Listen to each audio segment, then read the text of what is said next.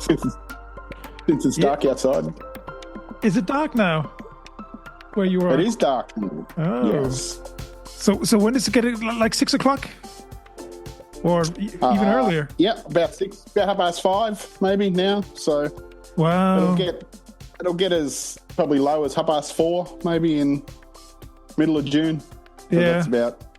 That's about it. And then it'll peter back up to, unlike Europe, daylight saving here is about 8:30, 9 o'clock. I mean, I've been in England where it's still getting dark at 11 o'clock. So I don't know can't quite remember in Germany how late to get dark there in summer. Well, in midsummer, it's around 9:30.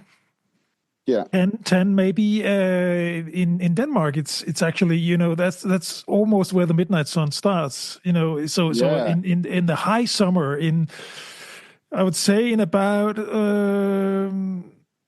around 23rd, 24th of June. That's the longest. Then we have the longest days of the year. That's where it doesn't really get dark. It doesn't really get dark. The sun may go quickly down under the horizon, and then So that was a bit of that was funny. The first time my wife visited me in Denmark, all those years back, and she wasn't used to that because here in Munich, we're like 1,200 kilometers further south, so it does get dark even in high summer, from around 10 to 4-5 o'clock in the morning. That's where it's really dark, and she was used to darkness at night, and in Denmark it was just a little darker than daytime. So that was quite funny. She woke up 2:30 at night and said, "Whoa, the sun is already up. Did I oversleep?" Yeah, so I hear you. Yeah, that's quite funny. So, people, you are listening to Southern Summers and Northern Winters, and we're today, Mark. It's the 20th episode, isn't it? It is the 20th episode. Yeah. How time flies, I guess. When did we start? October, maybe? October September? last year. Yeah, September, October last year. You were traveling, and I just got that idea that people who likes to talk about travel. Why don't we just make a podcast? And I looked up.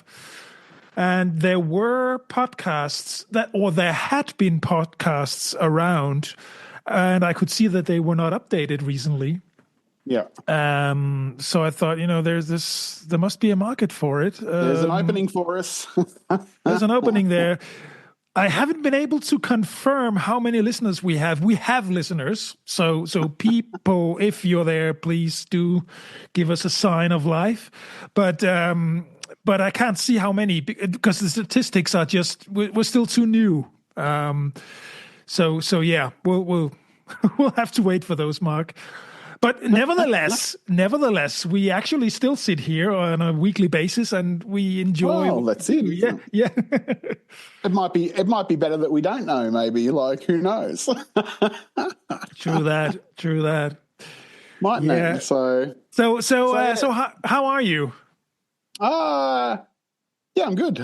Been another week. Had the weekend off, so didn't really do much though. But You didn't go anywhere? Nice. No, went out yesterday, but just went to do a bit of shopping in a town near us called Sale. So had to go and pick up a couple of things there. But other than that, didn't really do much. Starting to get a bit cooler here, so I don't really like, not by your standard, as I say all the time, but cool by our standards. Like, it's pretty dewy in the mornings, and there's a cool breeze, and it's probably I don't know. Isn't it rather refreshing? Really, isn't it? I would find that refreshing. I'm sure you would. I found it cold. I didn't have any socks on today, and I just had my slippers on, and my feet were cold, so I had to go and put some socks on, and then put them in my slippers to keep my feet warm. And hence, I'm wearing a jumper today, and not just a t-shirt. So the weather is starting to move in a little bit, I think. Here, Hey, because next month is winter, I guess, here for Australia, and summer over there, isn't it? So Yeah, things it is. are It is. things are How moving in the opposite direction. we just had Bavaria. We've talked about this before in the podcast. We just had a public holiday last week on the 1st of May. It's sort of a marking of the entrance of summer. Also, it's in many countries workers' holiday, isn't it? Where the union workers, they can go marching and fight for better rights at the workplace. Do you have that in Australia as well?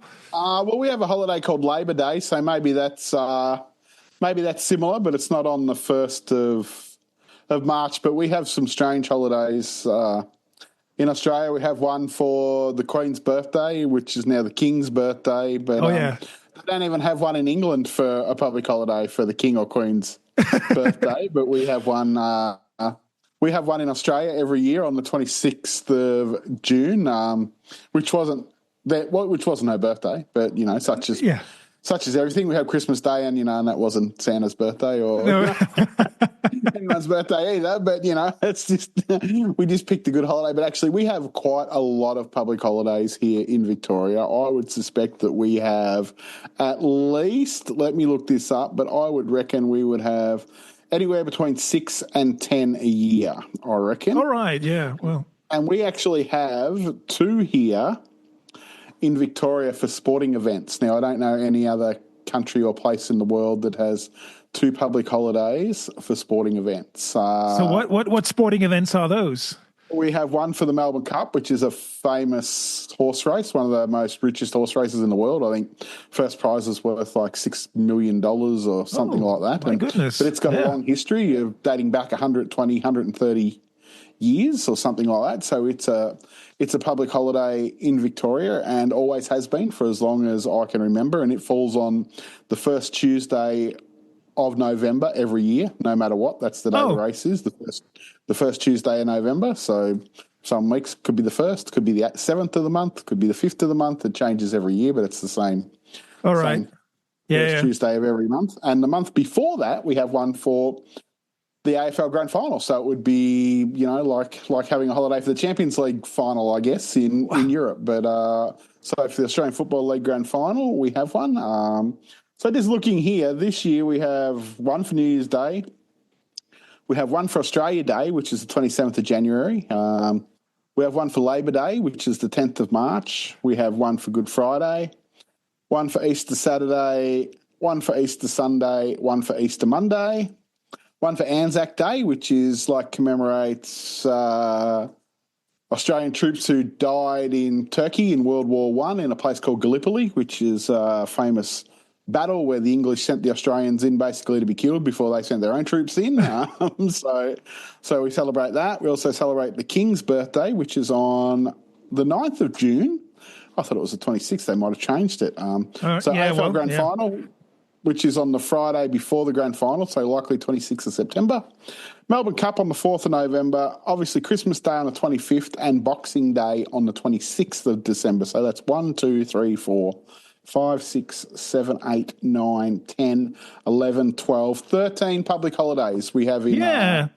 Well, you're the same as Bavaria, where I'm situated. We have New Year's Day. We have Epiphany. That's the 3 Kings. It's called Heilige Drei Könige, which is the 6th of January. Then we have Good Friday. We have Easter Monday. We have Labor Day, which is the 1st of May here. Then we have Ascension Day, which is Christi Himmelfahrt. Ascension Day, that's the day Christ flew to heaven. Yeah. We've got Whit Monday, which is June the 9th. And Corpus Christi, which is July 19th. We've got Assumption of Mary, August 15th. Wow. Yeah. You have a lot of religious holidays. Yeah, because this is a Catholic area here. German Unity Day, which is October the 3rd. And then we got All Saints Day, November 1st, which is the day after Halloween. Then we got Christmas Day and second day of Christmas. So yeah, well, we got holidays as well here. So second day of Christmas for you though would be the 25th, yeah? 26th. 26th. Okay. Yeah, because Christmas Day is still 25th, but we actually we start celebrating already 24th in the evening, and that's when we in Europe, when we or in many parts of Europe, when we open the presents. I know in England they do it on the 25th, as they do in the United States, which if you have a house full of kids is actually better because the time during the day on the 24th until the evening when we can actually start celebrating and open presents, for kids, that's a long day, Definitely. Yeah. So we have the 26th, which you said you have, but here we call it Boxing Day, which I think comes from an English tradition where the day after Christmas, they used to put all the leftover food in a box and give it to the staff. So that's how it become known as Boxing Day. So the staffs who worked Christmas Day, I guess, would get the leftover meat and whatever was left for them to take home to their families on Boxing Day, as it becomes become known in Australia. So yes. Yeah, but 13 public holidays, that's really good. I mean, it's that's a lot, isn't it? I think it's the most of any state in Australia because we have AFL Grand Final and a lot of the others don't. So but it's for Bavaria. This is probably the most, certainly in Germany, and it's more than in Denmark. Because, in Denmark, we have different, we used to have one, and it was a huge political debate last year when they erased one. Originally, like hundreds of years back, they had many more public holidays, and it was just too tedious. It was just too much disruption for each region and city. They would have their own holidays and whatnot. So they decided a couple of hundred years ago to sort of pool all these into one big day. The Great Prayers Day. This is, no matter what you believed in, that was the day to pray and pay tribute to your God. However, they abandoned this about a year ago, 2 years ago. They politically, it was a politically sort of what you decided day. They've decided that politically 100 years ago, but so it wasn't a religious or Christian church holiday. So they could do this. Nevertheless, it was a huge political debate because they said, that public holidays are expensive to society because, people. That's what happens here too. Yeah. There's always a big debate about it every year, mainly because businesses have to pay, staff. That's right. Here, double time or, penalty rates. But there's been a growing trend here of if you go to a cafe or something on a public holiday, they're likely to charge you 10% extra to cover it, to possibly cover it, or even 15%, sometimes 20% extra, which is a fair bit. But, I guess if they're paying their staff 100% more than what they would normally pay them, but you'd often think it would get to a point where it would just be cheaper to close. If you can't afford to pay your staff, well, you're obviously not making any money, so why are you open? You may as well be closed on that day, mustn't you? That's what I think. But, politicians talk about it all the time, but it doesn't often get changed. And speaking about politicians, we had just had an election. Election on the weekend, yes, and our Prime Minister or our government was returned with interest, actually. They pretty much was expected to be a close election, and I think they gained a massive majority from what they had, which was surprising for definitely the opposition party. And actually the leader of the opposition actually lost his seat as well. So he didn't just lose the election. He's actually out of politics. He got voted out of his own electorate. So wow. So so he's no longer in politics. That's the Liberal Party, and there's too many, not enough liberals, too many leftists, too many conservatives, too many progressives in the party, and they don't really have a common stance as to what they're for. This is the media are saying. So they've basically been wiped out, and they reckon they will have no chance of coming back into power for at least another 2 elections with the amount of seats that they lost in this election. So it was a bit of a bloodbath in the end in favour of the government. But it's quite often in Australia that it's very rare that a first-term government gets voted out anyway, because you know, they like to keep the status quo in Australia for at least a little bit. And I think the fact that Donald came in America and made all these changes sort of probably amplified the fact that people were more than happy to continue on with the status quo at the moment with our government instead of changing, because you never know what happens when you change. So that's the thing. That's the thing. We see this in Europe as well. I think actually, because, you know, talking about the current U.S. administration, they sort of waltzed in and thought they could change a lot of things, and they can, you know, domestically in the U.S. of course, but you know, globally there's a reaction actually where I think they're getting the opposite of what they hoped for, aren't they? Because we sort of unite around our values and the things we believe in, and if we don't want to be bullied, you know, from the Americans and be told what to do and what not to do. So it's so we see the same trend here. That's what I wanted to say. Yeah. I think we've talked about this before, but do you book through Airbnb, or is that something you do? Like, I know there's sometimes we have a booking. No, it's not Airbnb. It's actually on Booking.com, but sometimes they overlap. Yeah.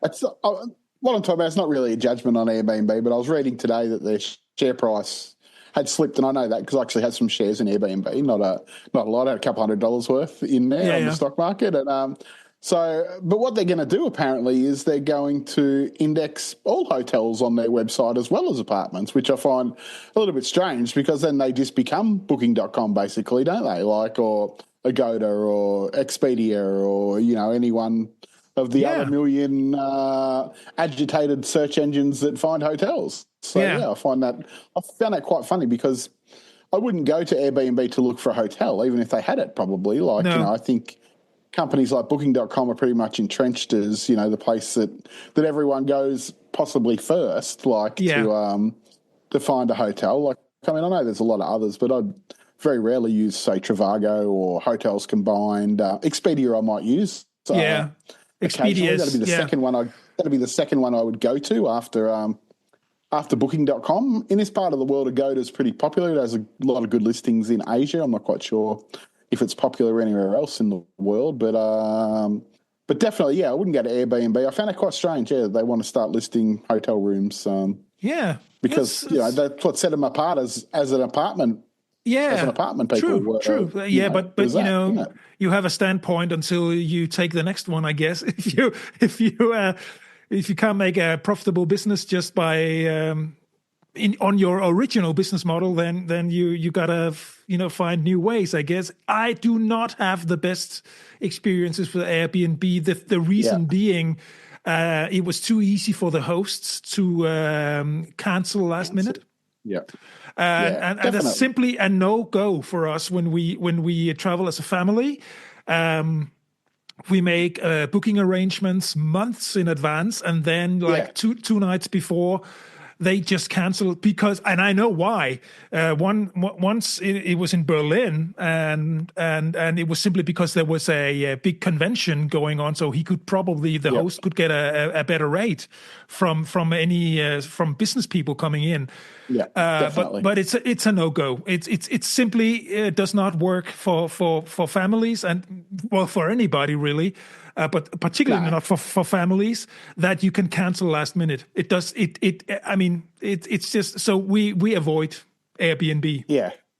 I think, like I said, I've used it a few times. I think I've probably only ever used it maybe 7 times 7 or 8 times in my total amount of times. Because, like you said, you can find apartments on Booking.com and sites like that anyway. Like, you just reference it down the side with your with your choice. I was only thinking about all this because I was trying to book some places in Bali today because Oh yeah, one you of the have sites I go through. an upcoming Yeah, one travel of the there. sites I go through, cash rewards. Cash rewards had 10% back on bookings made on booking.com today. So I was like, yeah, I better get pull my finger out if I can get 10% cash back 10% on is booking.com. 10%. So wow, it adds up. Like on Yeah. this cash rewards site, I mainly only use it for hotels, and I think I've got like about $1,600 sitting there in credit that I can take Oh out yeah. Wow. anytime I want, just from booking hotels over the last 2 or 3 years. Like occasionally it'll have something like you can do Amazon and things like that through it, but it's like 1% or 2% because there's, next to nothing, in Amazon and things like that. So you can't get much out of them. But yeah, but booking sometimes have 10, travel insurance sometimes has 20% cash back. So, Wow. so I've booked a few good ones like that. So yeah, I was trying to pull my finger out and book some stuff in Bali because it had, the 10% cash back. So we were sort of looking at Bali and we're sort of, because we've been thinking about possibly travelling long term at some stage, like Bali's obviously pretty cheap at times. So some of the places you'd want to stay in probably if you were staying long term are a little bit cheaper than what you would normally stay in when you're going on holiday. So we're going to try a couple of nice places and we're going to try a couple of cheap places when we go and actually see what these cheaper places are like. Like I booked a couple of rooms today, or a room for $30 Australian. So what's that, about €15 a night? So we'll see what it looks like. It's got nearly 100 reviews on booking.com and the rating is 8.5 for it. So it's got a high enough rating for somewhere that's $30 a night. There's a pool. There's a small pool there. The rooms were about, I think, 18 metres square. So they weren't tiny. They weren't big. But, as long as it's got air conditioning and the bed's comfortable and it's on the main street in Bali, that's all you can ask for. So really, yeah. Go and see what it's like. So it sounds absolutely fair. The price, I must say. I've never been to Bali, so I don't know. But it sounds like, what's that compared to anything else? Oh, look, some of the other places we normally stay would be maybe $100 a night or more. Okay. Yeah, there's a fair difference. There's a fair range in what you can stay in Bali, like everywhere. Like, if you want to stay on the beach, on a resort that's on the beach, and it's got a pool overlooking the beach and, a swim-up bar and, a gym and, and all that sort of stuff like that, well, then, yeah, you're probably paying $100 Australian to sky's the limit. Like, I think Intercontinental, which is on the beach in Sanur, is around $600 Australian a night. Like, so all right. So the price definitely varies a lot, but you can find something comfortable in Bali for probably $50 Australian a night. So what's that? Maybe 30 euros a night, probably. It's an absolute. You'd find to a European, this sounds cheap. Yeah, definitely. Yeah. Definitely, and this is why a lot of people go to Bali. Yeah. But it's getting dear. Yeah. Like, it is getting dearer. They're trying to attract the dearer class of people because they want to bring in more dollars, and there's no doubt about that. But hey, speaking of deer, I mean, did we talk about the? I follow a lot of YouTubers, and they they review hotels and accommodations worldwide, and at the moment there's a couple traveling through Dubai, some of the more luxury accommodations in Dubai, and the prices are just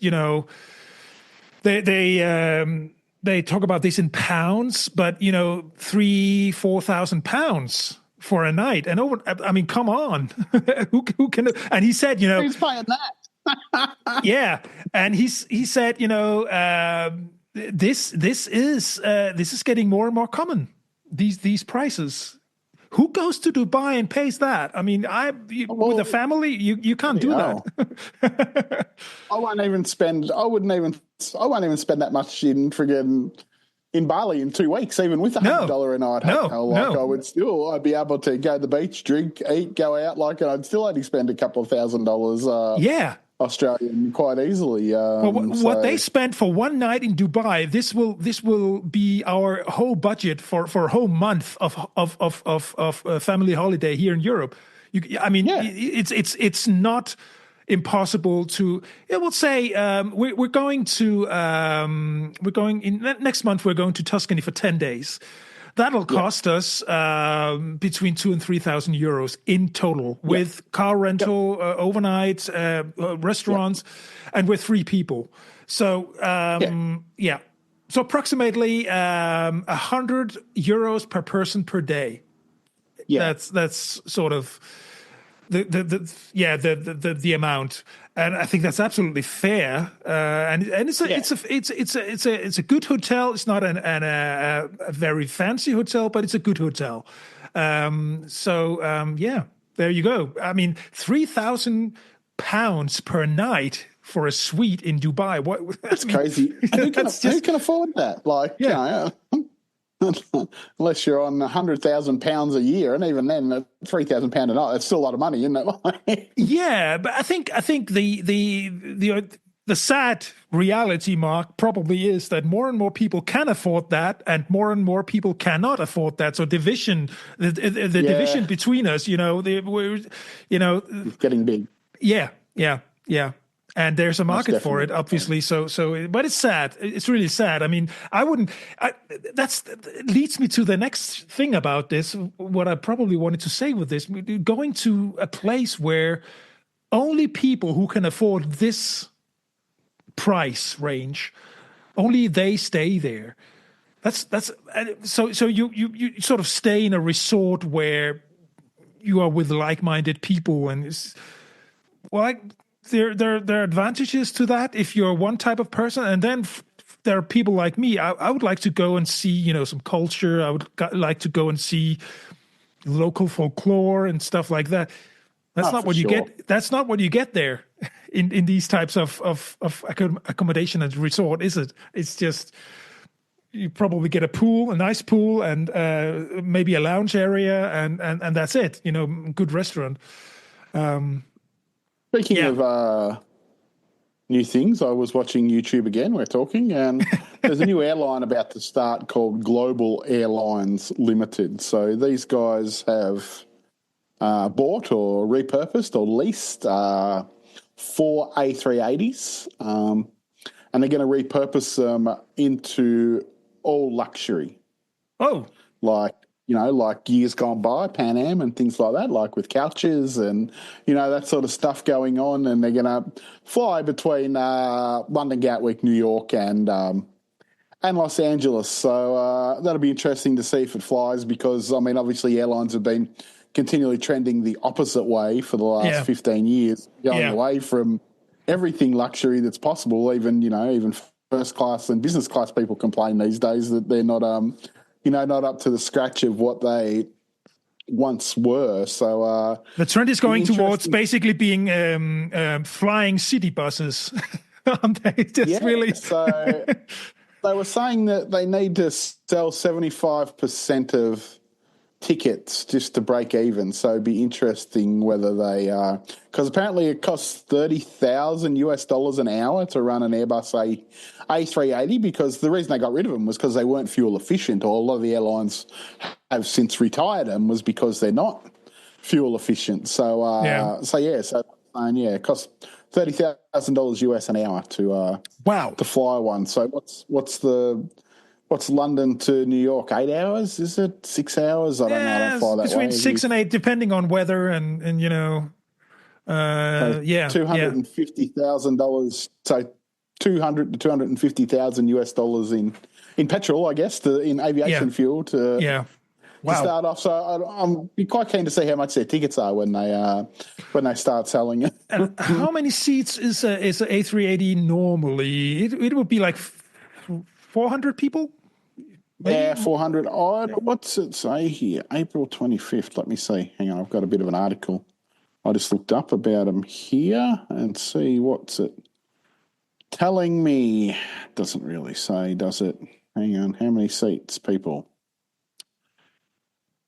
No, the article's not really telling me how many seats they're stocking, but not this one anyway. But a typical A380, is well over 400 seats, depending on the configuration. That's for sure. I've never flown on one, and I would really, I'd really love to, because I would think airlines. and it was nice. What I really noticed was that I didn't even notice our taking off. It was out of Munich and out of Dubai, actually. We flew A380s, and you don't hear the engine. The engines. No, well, apparently they're one of the quietest planes. So yeah, they were absolutely.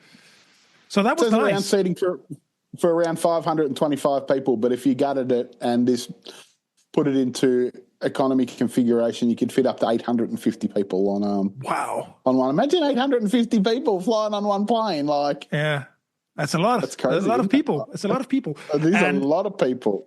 And yeah, so they could probably, if they did that, maybe it would pay off. I mean, not being so fuel efficient. They're going to be luxury. You would think they're going to have to downgrade the seats. Like yeah, they probably would. Probably maybe only closer to 300 seats, maybe. Yeah, you would reckon. Maybe just chuck business class seats in the whole way through. Like, put your little recline back seats where you can lay flat, and but 6 to 8 hours is not long. We want to be recline and flat and go to sleep, is it? Like. Speaking of airlines, I just got noticed that because I'm living now for so many years in Germany, I can't keep my SAS, Scandinavian Airlines membership card anymore, which was also my credit card, by the way. So all the miles that I earned. Do you ever use your air miles? Do you collect air miles? I do. I have a lot of Qantas ones, but I've never used them. I have maybe 350,000, which would be easily enough to get to Europe and back. With the tax involved. I don't know what the tax would be. It probably cost me $600, probably, or something like that, on top of the air miles. But I've never really used them on anything except to buy a gift card through Qantas' site, which I only did by mistake. I was going to pay for it, and I took it off my air miles instead. So I was really unhappy about that when I did it. But I think air miles is a thing of the past, isn't it? Because you sort of you feel like you're forced to book a certain airline, and then you never, when it comes to it, you never really use the bonus miles for anything. I've only ever flown Qantas maybe 3 times in my life, and I've got Qantas points. I get them mainly from using my credit card. So that's exactly what that's the reason why every dollar you get a point. But I don't really fly Qantas because they're more expensive, and their product is nothing outstanding in order to pay any more money for it. Exactly. So and that's the whole purpose. Quite often they come out with some good air mile sales, but you've got to be able to book right then. Like I seen one the other week, they had flights to Seoul in South Korea for 40,000 points, which is really cheap with like $100 on top. So it wasn't. But like all things, you've got to be able to sit there and go, okay, I want that right now. Yeah, because exactly. There's probably only 10 or 15 seats available, and then the rest are gone. So and that's the whole purpose for me having the Scandinavian Airlines credit card as well for so long, because I was hoping one day I might use the miles, and now I can't do it. I mean, it doesn't matter. And some of them were actually every year. Some of them got too old, so they would just get annulled. What they do here is they depreciate them, so they're not worth as much. Actually, they're doing that in August, so I really should spend all my Qantas points in the next few months, because I think they're depreciating them by about 15%, so they were 15% less than they were. I think 1 point's worth a couple of cents or something like that in reality. Like I was reading this the other day, because I'm in a couple of groups on Facebook, about Qantas frequent flyers, where people try and maximise them through credit cards and insurance and all this sort of all this sort of stuff like this. But really, you can save more probably by going into the right booking pages, booking websites at the right time. And so these miles just they serve no purpose anymore. Really, they don't. No, you're right. Because I've looked before. Like I've gone into Qantas's travel insurance and things like that to have a look to see if I can get some points, and I can always find it cheaper elsewhere. It's so you go, I'm not gonna pay more to get some points when the points are not worth Exactly. that much anyway. Like, I went through a stage where I thought about getting some credit cards, that had 100,000 bonus points, when you spend $3,000 in the first 2 months and, just get 4 in a year and clock up 400,000 points, and things like that. And you can do it, but it becomes there's a lot of fine print in a lot of them too, where if you've already got a card with that bank, you can't get one. So I did this once, and that's what happened. I already had a Qantas card with the bank I was with, so I went and got another one to try and get these points. And after the 3 months, I was like, well, why haven't I got my points? They're like, well, you've already got a Qantas card that's attached to the bank, so you can't get another one. I'm like, but they're two separate entities with different annual fees, different bonuses. So why, it goes against the terms and conditions. I'm like, well, you can jam your terms and conditions up your ass. Like, Yes. I went to spend all this money in good faith that I was going to get, 150,000 Qantas points out of it. And in the end, I got none. And it's like the travel insurance that is connected to a lot of these credit cards. Like, if you don't read the fine print, they're not worth. It's not worth the paper it's written on. Like, once again, I got another card from Qantas once because I thought, look, I travel a fair bit and I spend a lot of money on travel insurance, like each year.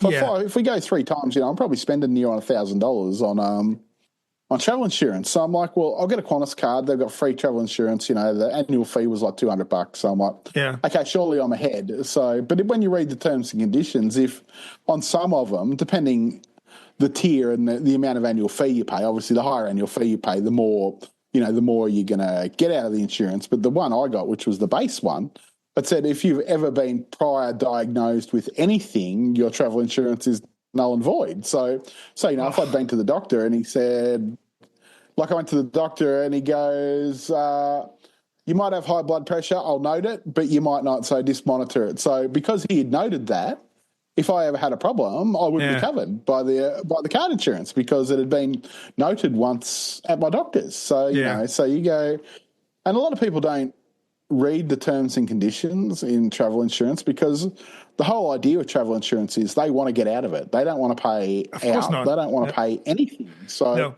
unless you actually know your terms and conditions, especially when it comes to things like theft or things like that, you can miss out. We learnt this at Hutto. We had a bag stolen in Naples, and they tried to say we didn't pay a correct duty of care to this bag, and because we'd put it in the rack above the seat on the train, and it got stolen, things like that. So unless your bag is on your shoulder and someone cuts it off you, the travel insurance company are going to say, sorry, we're not paying out for for that bag that you had because you didn't pay a duty of care to it. So things like that. So you got to be really, really wary about travel insurance.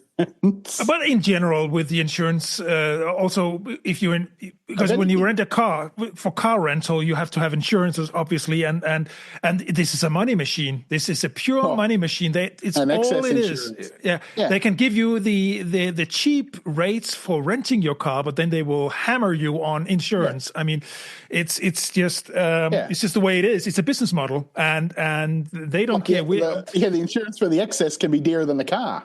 Yes, it is. Oftentimes, the daily rate for the car. I mean, if I book with Sixt is usually what we use here, and I book in advance, like 4 or 5 months in advance, I can get a good rate.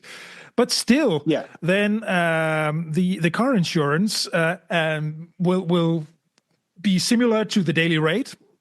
And if I want my wife to be able to drive the car as well, that's probably going to cost me like 10 euros a day as well. So if I rent the car for like 3-4 weeks, which we do over the summer, it's hundreds of euros extra just for that. And she might drive the car once or twice. So it's a money machine, really. It is, and they will. It is. Actually, I think last time I bought excess insurance, not off the car company, I bought it off an outside insurance company who was selling policies for car rental excess. So but if a lot of car rentals, they won't accept that. They will insist that you buy it through them, Not through that. Yeah. So it They is. will It insist. is. They will. The next thing is that it will book like the full amount. They will reserve that on your credit card, right? So and Yeah, I know they told me say this. they don't charge you, but they still reserve it. So what they do is that they play around with those money for days, So it's Quite strange sometimes. Like when we were in New Zealand, I hired a car for 5 days, and we got there, and I had paid for like a GPS because I didn't know if the car had one. So we got there, and they're like, "Oh no, we don't have a GPS. I'll just upgrade you to a car that has a GPS." So that happened, and then I'm like, "Well, we're flying out at 7 o'clock in the morning, so we'll be back here at 5 o'clock. Are you open to leave the keys?" No. She's like, "Just leave it over the counter here behind the computer." And then about 10 hours later, when I was in Melbourne, I get a phone call, and they're like, "Are you going to bring the car back?" And I'm like, "The car's in the garage, bro, and the keys are like, on your desk behind the computer, things like that." So it was quite bizarre. I don't know whether they thought I was taking off with their car, or you reckon they would check, because there's a spot in the garage where it says, cars for, I don't know, it was Discovery cars or something like that, or so you'd reckon there'd be someone out there having a look. They wouldn't just be ringing people, going, "Where's my car?" What they do here is by 6, there's a letterbox, and that letterbox will read the chip in the keychain. So I will get an email like 30 seconds later, whether it's a Sunday evening or whenever I return it, I will get a receipt.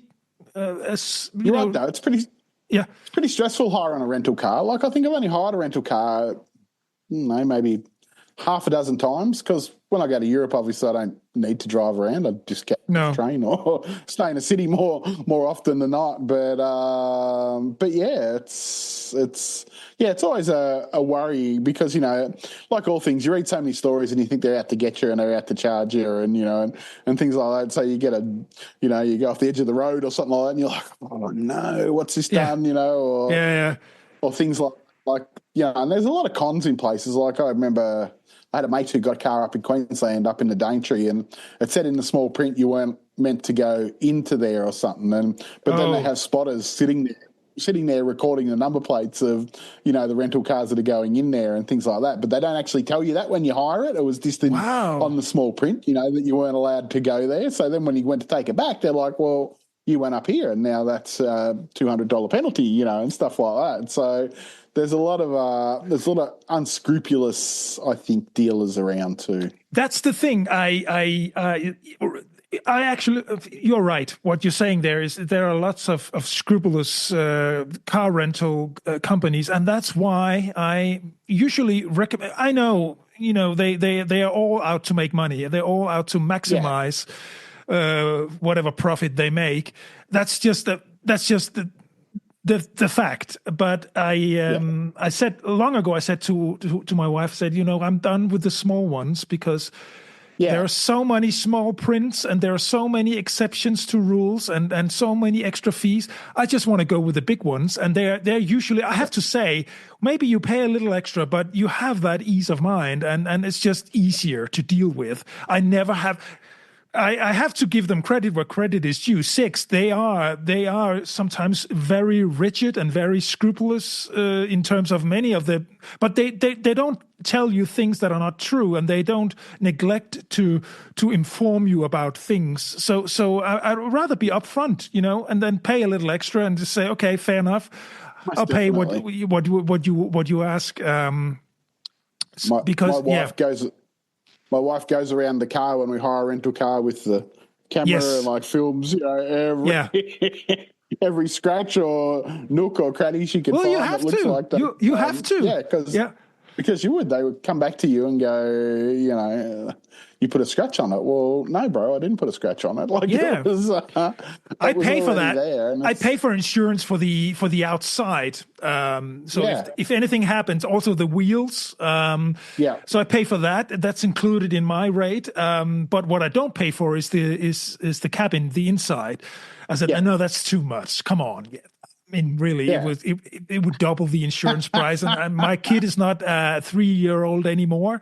No, that's it. That's it. Once did I tell you that once That's he was maybe 6 or 7, and we were driving to Denmark, and it was a hot summer's day, and we were all annoyed and hungry and thirsty, and so we went into a place and got soft drinks and sandwiches and took them with us to the car. And I said to Anton, I said, please do be careful when you open that bottle. And I had only just finished my sentence. And, you had like Coca-Cola all over. Oh, come on. Yeah. Yeah. Issue is too, it's terrible to think that everyone is out to con you, and that's easy to think when you travel, because you get a lot of people that come up and approach you, and I straight away get on the defense, because I think, okay, what do they want? Like, what are they trying to sell me? And what are they trying to con me out of? And some people are genuinely not, but others certainly genuinely are. Yeah. If you've never been to Paris, you go to Paris, there's people trying to put bloody bands on your friggin' arms and hands, and and then it's just terrible, because you want to actually have a real interaction with maybe people who come up to you and talk to you and about things, but you straight away on the defense all the time these days, because what do they want? Why are they? If I go and ask them something, they're going to say, "Can you give me some money for telling you?" Exactly, and that's the thing. It's a terrible world. I don't understand that. Well, if you could call it a business model, we were on Times Square in New York, and there were these people dressed like Woody from Toy Story or the Star Wars people or whatever. And if you want to take a photo with them, you have to pay. But they come up, we had Anton, our son, with us there. He was 4, and Woody at the time from Toy Stories, it was his big hero. Yeah. And he saw Woody, and he ran over to him, and then that Woody figure wanted money. And I was just, come on. Yeah. I mean, that's for what? And we hadn't even taken the photo yet. So, and we didn't. So it was just, I can't understand that. Why that's a sustainable business model, because people just get annoyed and go. Well, maybe. Yeah. We got caught with, or Rebecca got caught out the front of the Colosseum doing that. I wonder what happens if you don't pay them. If you take a photo and don't pay them, I don't know. It depends what country you're in. They're probably in cahoots with the cops that are working around there, giving them a payoff, so you never know what the dynamic is. Like, if they're in a place like that and no one pays, and they say, well, okay, I'm going to get the police, and things like that, how does it all, you just never know. You never know who's running a scam with who, especially in, places that are, I guess, maybe not so much maybe America, but, I could see it working in places in Asia like that, where they would be in cahoots with other people and things like that. But it's all. I don't have to worry about that anymore, because I've got my kids, young kids. No, we had an issue with. Did I tell you that we had an issue with in Colosseum? We went to the wrong entrance, and they scanned our tickets, and then after they had scanned our tickets, they said, you need to go to a different entrance, and then we went to that entrance, and they told us that our tickets had already been scanned, been used. Yeah. And did you get in the end? We had to call the agency who had sold the tickets to us, and they reissued new tickets. What a hassle that is. Fairly easily, though, so they probably do this on a regular basis and try to... that's my suspicion, because it was sort of too easy to get new tickets, because we complained. I said, no, we're not paying for new entrance fees. That's ridiculous. We were told to go here because we went to the wrong entrance, and now you charge us money again. What is that? Come on. And I put my rucksack down, and I just sort of blocked the whole the whole entrance. The whole entry. So they just sort of say, "Oh, he's difficult." So that's it. and we called the agency who had sold us the entrance tickets, and they issued new ones immediately. And so it's that sort of left me suspicious, you know. So because the Colosseum Museum, they sort of just say, you know, that's not our responsibility. No. We don't have nothing to do with that. But it was just too easy. It was just too suspicious all at once. Yeah. Some that I like. Taxis are always really sketchy. Like, I hardly ever get in a taxi. Like, I would never get in a taxi anywhere. Maybe in Australia, but not overseas that had a meter on it without actually talking to someone and saying, hey, is there a, these guys, the full quid, are they going to rip me off? They're going to, because we got ripped off in Vietnam once. Like, I think I took a taxi and I thought it was like $10. And we'd only just got to Vietnam and their money is like, I don't know, like 18,000 is like $1 Australian or something. So it's like some absolutely crazy friggin' currency exchange. And I think it was a couple of dollars, and I think this taxi driver, he was like, yeah, it's this, yeah, he go, next thing I know, like $100 had gone, and I was like, wow, that's it. And I've never ever taken a taxi in Asia since. Like, I always take like Grab which is Uber, because the money up front. I would never just hail a driver on the street ever again after that experience. That's what you get from that's just In Germany, you probably wouldn't have that experience with German taxi drivers. They're usually very they're very strict, and you can actually complain. They have to have the license card and everything in front. So you can actually come after them if they rip you off. I remember being in Thailand, and like my brother he'd been in Thailand a few times because he's married to a lady from Thailand, and he's always like, make sure when you get in, you have to ask them if they're going to put the meter on, And we got in a few in Thailand where they'd go a bit up the road and the meter wasn't on. I'm like, you putting the meter on? No, I want this much. No, bro, stop! I'm getting out. I'm not falling for that. And and that's what you get. Like, you often get stuck in places where then all of a sudden you got no recourse except to get charged an absolute fortune. And I've had that in a few places. I had that in Beijing one night where we were stuck and it was raining, and they wanted the equivalent of $100. I've had it in Bali before, so. It does happen, and and they know a lot of people will just go, yeah, okay, I need to get get home, or I need to get back to my hotel because everything's closed. And this night in Beijing, we got stuck in Tiananmen Square. This is back in 2019, and there was a massive big rainstorm, and so of course nearly every taxi or every car in the city was busy taking people home, and we ended up like with the kids. The kids Marley was 2019, Marley was 10, Willow was 13.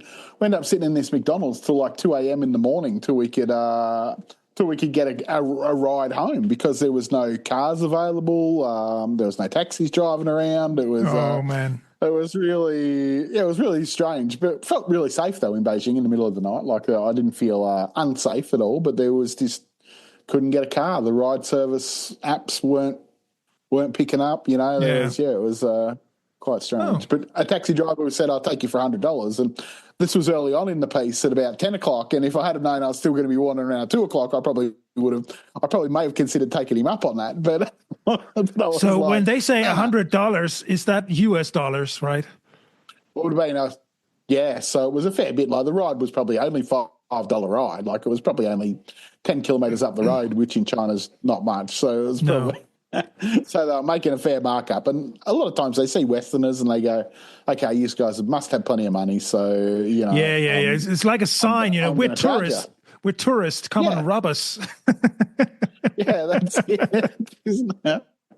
But maybe we should have a T-shirt like that, just to provoke. Yeah, like I said to Willow, people look at me in China, and I was every time I say next time I'm going to get a T-shirt written in Chinese, it says my name is Mark and I'm from Australia. So and wear that. And she's like, "No, you can't wear that." Actually, speaking of kids, today when I was younger, well, not a lot younger, but when the kids were first born, I had a Sharp Handycam, and I also had a Sony one too. So, and I've had these tapes, I reckon, probably sitting around now for at least 15 years. And so I got busy over the last week and I went on a plan to how to transfer them all to the computer. So, and actually, if I'd known it was this easy, I would have done it years ago. So you just buy a little converter thing and you plug it into your, download a little bit of software, plug it into your computer, and it displays on a video player on your computer, and you just hit record and it transfers the tape. You got to have it running for 60 minutes because that's what the tape is. But I've probably got maybe 30 of these 1 hour tapes, that I'd tape different things on over the years. So I spent a bit of yesterday and a bit of today copying some over onto the hard drive because videotapes start to degrade over the time. Oh, yeah, and some they do, are a little bit, flecky and things like that at the start because they've been sitting out in my shed here for the last, I reckon the last one I recorded was 2011, but I've got some there that were from as early as possibly 2002. So, wow. So, yeah, and a lot of the kids as babies and, their christening and birthdays and first Christmases and things like that. And it was really good to watch. It was a little bit sentimental, actually, I was feeling, because a lot of it, and my mum and dad were on it, and I hadn't hadn't heard their voice since they died, obviously, and things like that. So it was. And a lot of it, I looked at and I go, I remember all this, but if you're sitting here thinking, you don't remember it because it's not a particular moment or anything like that until you see it, and then you go, yeah, look, I actually remembered, I do remember all this now, but so it was quite good. It was quite a good idea to actually do it. So I was. I can't remember how much we have because we've accumulated quite a lot. At some point, I said to my wife, Anton is the most photographed kid in the world because he's. Yeah. But I think every parent says that. But we have so much footage and you have to sometimes distill this and just say, okay, let's just. Maybe take like the 30 best pictures and put them in a book and that's it. And the rest, you keep it for nostalgia purposes, but how much are you ever going to dive into it? I don't know. It's like my Google Photos account, you go through it and there's like 10 pictures of the same thing, and I say Rebecca goes through and she says, there's all these photos. I say, well, if there's 5 pictures, 4 pictures, 6 pictures of the same thing, pick out maybe the best 1 or 2 and delete the other 5. True. We don't, she's right.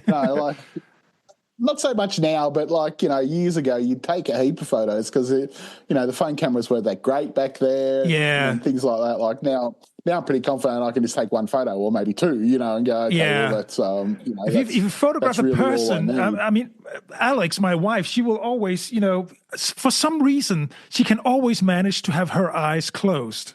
On the photo. It's just, come on, I've taken 10 and on all of them, your eyes are closed. How do you do that? And especially when there's 4 of us, like you get to find a good photo and go, okay, this one looks really good. And then I'll look at it closer and I go, someone's got their eyes closed, haven't they? How is that possible? I mean, come on. I don't know, but I found that I was doing that today, actually. Like I was looking for a photo today.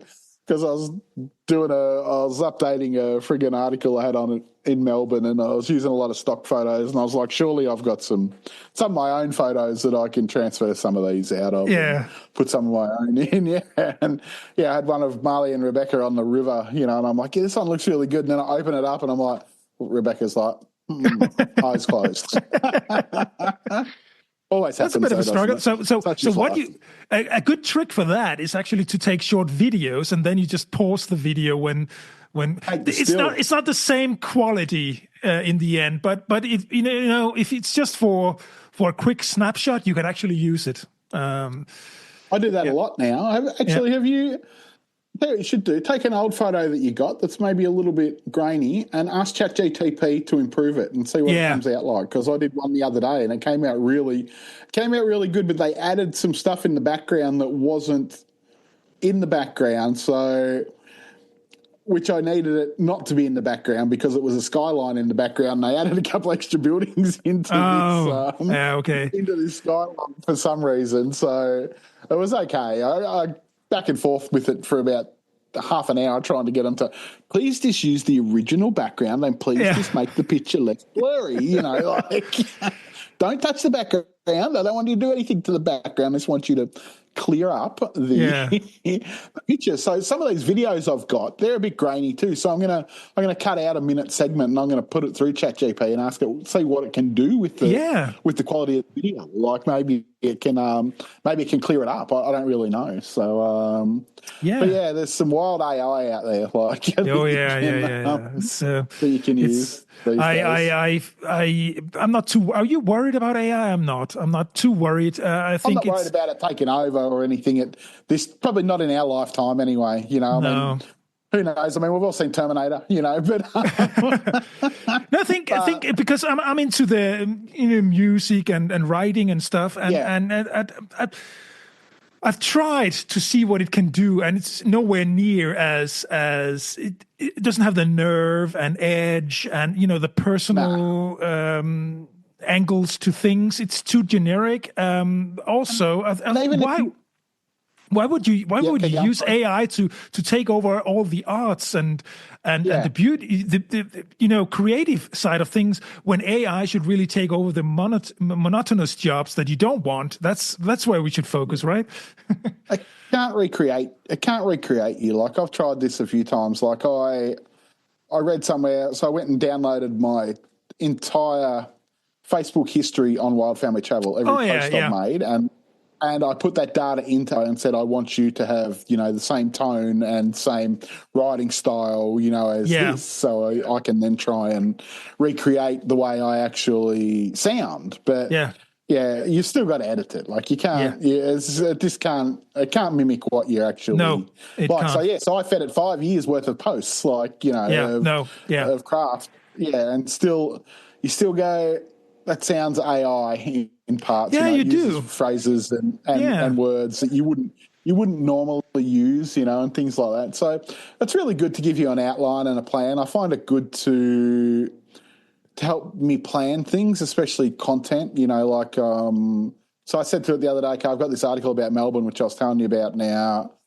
Okay, I want to use that as a pillar piece of content. So I want to build content around it. What can I write about? So, so it gives me 12 different articles that I need to write around this one article, to interlink back and forward and around, and then hopefully. So it's really good to help you plan out things and stuff like that. And you can even ask it to write you an article, and some are better than others. Claude writes better than ChatGPT.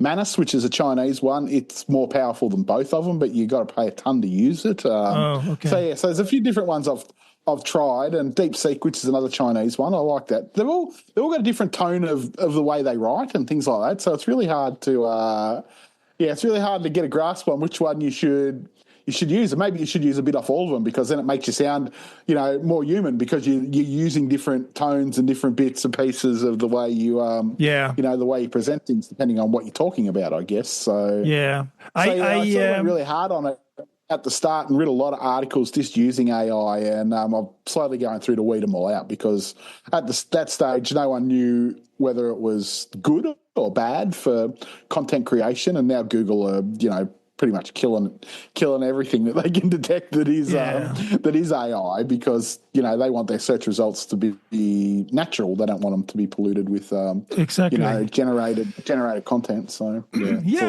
like you say, it can give you a starting point for something. Even if I use it usually for my songwriting, I use it for to find rhymes.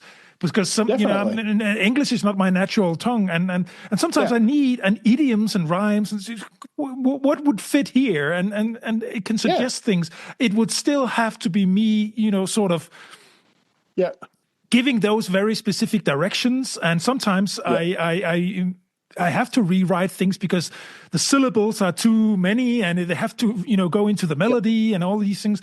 Definitely. So those sort of things, it can give me Yeah. a further stepping stone, but it can't do the job at all. No, it's good for productivity and things like that. I think to give you the plan, like I had it rewrite all the schema. I don't know if you know what schema is. It's like back end of website pages to tell Google what it's about. Like this is about a hotel, this is an article, this is the organisation. All these little bits of data that you can put in that hopefully lets Google know more about what your articles are about. And if you use in blogging terms, if you use like an SEO plugin like Yoast or Rank Math, it'll automatically put the schema in for you, but it'll only add a basic schema, maybe one, to say that this is an article and this is who it's written by and this is its URL, and that's all it's telling Google. But if you generate your own schema, well, then the article will probably have that, and it might have local business if you're talking about a local business, or it might have an organisation, it might have a facts section. So you can end up adding,